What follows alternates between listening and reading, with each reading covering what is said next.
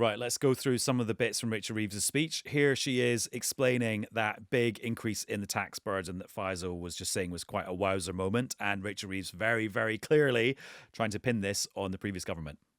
Their failure to assess the scale of the challenges facing our public services means that this budget raises taxes by £40 billion. Any Chancellor standing here today would have to face this reality. And any responsible Chancellor would take action. Now, in terms of cash terms of actual numbers, that's the biggest increase in taxes in a single budget in modern times. But actually, if you look at it as a percentage of the whole economy overall, Norman Lamont's budget in 1993 apparently was bigger. Yes. Right, let's go on to specific measures now. And here's the big one on employer national insurance contributions, courtesy of Rachel Reeves. I am announcing an increase in employers' national insurance contributions. We will increase the rate of employers' national insurance by 1.2 percentage points to 15% from April 2025.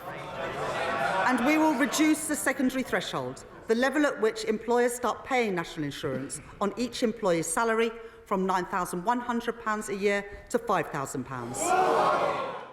And so the rate going up, the thresholds going down, a few exemptions added in adds up to an extra £25 billion a year eventually from that measure. Chris, I'll talk to you in a second about the politics of that and whether it's consistent with Labour's pledges on tax and tax rates during the election campaign. But Dharshini, interpret that for us. What does that do other than just raising loads of money? Raises loads of money and raises bills for employers. Now, who is affected of those employees? Well, the majority of this, according to the OBR themselves, gets passed on in the form of lower wage growth or perhaps less job creation. And overall, they reckon that it's the equivalent of 50,000 jobs that could be affected. And who is most likely to be affected by this? Those are either end of the pay scale. So one economist put it as bankers and bartenders, basically, because that is where the burden actually hits. But there's another implication for all of this, because if you are eating into profits, what's the thing you don't do if you're a business? You tend not to invest. So the OBR also, I don't know if you made it to Chapter 7, Section 17. I have, yes. I bet you have. It says that they think that business investment could be £25 billion lower by the end of the Parliament due to various policies out there. But that's not the kind of thing you want when you're trying to boost growth. And you referred to earlier on about what it means for living standards, because one of the measures that the OBR does is household disposable income. And they say that in the next 2 years, that will go up a bit and then it'll be flat at best because of the changes to national insurance. Chris, the political point here, are Labour have they stuck to what they said in the general election about not increasing national insurance on working people? Well, I think the charitable interpretation is that it seems to break the spirit of what they were saying, even if you can find in their specific careful wording just about some wriggle room for them to be able to go for the employer side of national insurance rather than the employee side. And actually, in the conversation I had with Rachel Reeves after the budget, I was kicking this around with her, both the political promise stuff, but also the economic consequence stuff, which is kind of what really matters to newscasters. And she was trying to make an argument when we stepped away from the politics that the impact on workers would have been greater if she'd reversed the cut in employee national insurance that the previous government had versus increasing employer national insurance.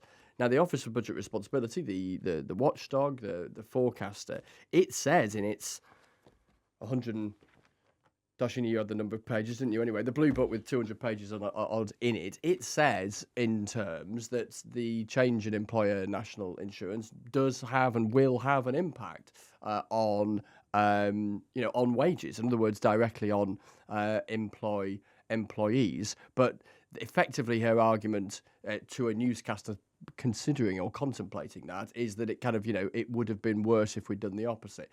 She also concludes politically it would have been worse because had she done that, having promised not to raise national insurance on working people, which was the promise, and then changed something around employee national insurance, and that would obviously be a straightforward breach of the manifesto, or the alternative, which would have been to oppose the cut in employee national insurance before the election. But then they'd have been clobbered with, Labour's instincts to put taxes up, etc., etc. They were very nervous about that, didn't do it, accepted it, and that has obviously contributed to what they see as the black hole they're now trying to fill. And Faisal, another political point is a focus on raising tax on wealth. So not stuff that you earned from going to the office or going to your job and getting your pay packet, but things that maybe you would inherit from your parents or things that you would get from selling shares, capital gains. Yeah, there's a whole heap of these. It's Or almost private jets. Well, yes, which was very focused, pointed, kind of like policy. I don't think it was quite meant for one person, but she was certainly referring to Rishi Sunak with a sort of pointed stare. Who was scribbling away when she made that. No, exactly. I don't think he even noticed. So I think the point here is you almost get the impression that they've sort of shaken down the Treasury and tried to find everything that could be consistent with their manifesto.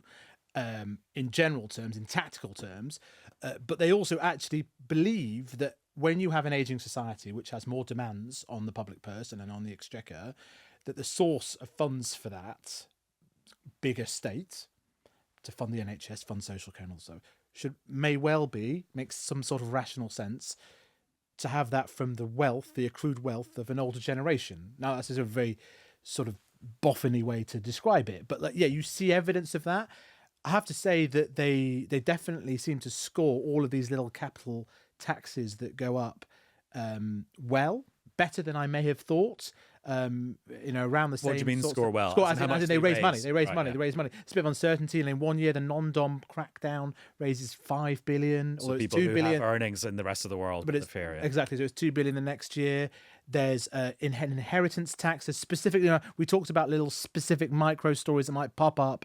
You have this agricultural land exemption, which is very important for farmers. Exempt from IHT. There's a reason for that. They want to keep farms together, but the Treasury believes some people used it as a loophole for inheritance tax. So that is not that incentive hasn't been wholly taken away, but it's been partially taken away. Likewise, this special stock market for small growth companies. So there's little bits of unexploded ordnance in terms of the controversies and tough decisions that are made, but all of it adds up to a fairly considerable amount of tax. Although it should be said, if you're trying to make that argument, of course, as we've been discussing, the biggest by far has been national insurance. Newscast from the BBC.